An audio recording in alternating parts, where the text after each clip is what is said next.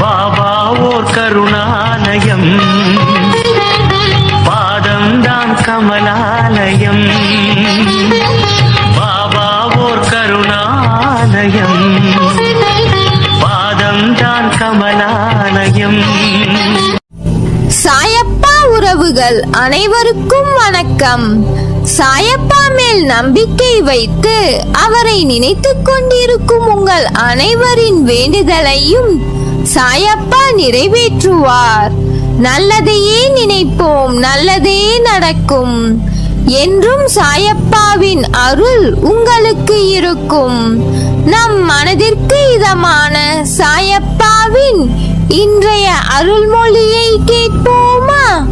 அன்பு குழந்தையே, நீ வெற்றி பெற போகிறாய். நீ ஜெயிக்க பிறந்த குழந்தை. நீ பிறப்பிலேயே வெற்றியாளன். நீ பல லட்ச விந்தணுக்களுடன் போட்டியிட்டு நீந்தி சென்று வென்ற விந்து. வென்ற அந்த ஒரு விந்துதான் மனிதராக பிறக்கிறது. அதனால் நீ பிறப்பிலேயே வெற்றியாளன்தான். இப்போது நீ அதை மறந்து விட்டாய். நீ தோல்வியை கண்டு அஞ்சாமல் வெற்றியை நோக்கி போய்கொண்டே இரு. முயற்சி செய்வதை மட்டும் கைவிடாதே. உனக்கு துணையாக நான் இருக்கிறேன். உன் வழியில் வரும் சிறு சிறு தோல்விகள் உனக்கான பாடங்கள். அதை புரிந்து கொண்டு உன் லட்சியத்தை அடையும் முயற்சியில் நீ முழு கவனத்தை செலுத்து. இப்போது உள்ள கஷ்டங்களும் உன்னை பெரிய வெற்றிக்கு தயார் செய்யவே வழங்கப்படுகிறது. உனக்கு நான் என்றும் துணையாக இருந்து வழிநடத்தி கொண்டேதான் இருக்கிறேன். நீ என் குழந்தை. உன் அப்பா உனக்கு நல்லதை மட்டும்தான் செய்வேன். உனக்கு வரும் துன்பங்களும் கஷ்டங்களும் உன் நன்மைக்காகத்தான் வருகிறது என்று நம்பு. இதில் நமக்கு சாயப்பா எதையோ கற்றுத்தர இருக்கிறார். அதனால்தான் நமக்கு இந்த கஷ்டத்தை கொடுத்துள்ளார் என நம்பு. உன் எண்ணத்தை நல்ல சிந்தனைகளில் திருப்பு. நல்லதை சிந்திக்க சிந்திக்க உனக்கு நல்லது நடக்க ஆரம்பிக்கும். எல்லாம் நன்மைக்கே என நம்பு. உனக்கு வரும் கஷ்டங்கள் பனி போல் மறைந்துவிடும். உன் வாழ்வு வசந்தமாக மாறும். உன் தேவைகள் அனைத்தும் நிறைவேறும். நீ ஆசைப்பட்ட நல்லது உனக்கு படிப்படியாக நடக்க ஆரம்பிக்கும். உன் வாழ்க்கை அழகான எதிர்காலத்துடன் பொற்காலமாகத்தான் இருக்க போகிறது. நீ எதற்கும் பயப்பட தேவையில்லை. நீ நினைத்தது போன்ற வாழ்க்கை உனக்கு கிடைக்கும். நீ தொட்ட காரியங்கள் எல்லாம் துலங்கப் போகிறது. வெற்றி மேல் வெற்றி உனக்கு வந்து சேரும். என் குழந்தையே, ஒன்றை நன்றாக மனதில் நிறுத்திக்கொள். வாழ்க்கை என்றால் சில நேரங்களில் கஷ்டங்கள் இல்லாமல் எப்படி இருக்கும்? பகல் இரவு என இருப்பது போல் இன்பம் துன்பம் என்ற பக்கங்கள் உண்டு என்ற யதார்த்தமான உலகியல் நியாயங்களை ஏன் உணர மறுக்கிறாய்? ஒன்றை பெற சில போராட்டங்களை தாண்டித்தான் வர வேண்டும். வாழ்க்கையில் நிம்மதியான சந்தோஷமான சூழ்நிலைகள் அமைய சில தடைகள் இருக்கத்தான் செய்யும். அதை தாண்டி மனம் தளராது உழைத்து அதற்கான தகுதியை நீ வளர்த்து கொண்டால் நிச்சயம் நீ வெற்றி பெற்று ஜெயிப்பாய். நிகழ்கால வாழ்வு என்பது மிகவும் முக்கியம். எதிர்காலம் நல்லதாக அமைய வேண்டும் என்றால் நான் கூறுவதை காதில் வாங்கிக் கொண்டு உன் புத்தியிலும் மனதிலும் அதை பதிந்து அந்த இடத்தில் அமர்த்திவிடு அந்த எண்ணங்களை. அதற்கு பிறகு உன் நிகழ்காலத்தை உணர்ந்து வாழ்வாய். நீ வாழும் காலத்தை உன்னதாய் ஆக்கிக் கொண்டால் எதிர்காலம் உனது பொற்காலமாக மாறும். இதயமே வெடித்து சிதறிவிடும் அளவுக்கு பாரத்தை சுமந்து கொண்டிருக்கிறாய். ஒன்றை மறந்து விட்டாய். அந்த இதயத்திற்குள் தான் நான் சிம்மாசனம் போட்டு அமர்ந்துள்ளேன். நீ சந்திக்கும் தோல்விகள் உன்னை நிலைகுலைய வைத்துள்ளது. உன் முகத்தில் ஒரு கலவரம். நாம் இந்த நிலையிலிருந்து மீண்டு வர முடியாதோ என்று நம்மை இதே நிலையிலேயே சாய் வைத்துவிட விடுவாரோ என்று பயம் வந்துவிட்டது.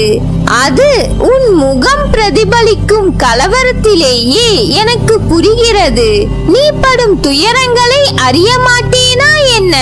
அப்போது ஏன் தீர்வுகளை தரவில்லை என்றுதானே கேட்கிறாய்? தீர்வுகளை உருவாக்கத்தானே உன்னுள் வந்து அமர்ந்துள்ளேன். என்னை தூற்றுபவர்களுக்கே நன்மைகளை செய்யும் போது நானே கதி என்று சரணாகதி அடைந்திருக்கும் என் பிள்ளை உனக்கு நான் செய்ய மாட்டேனா?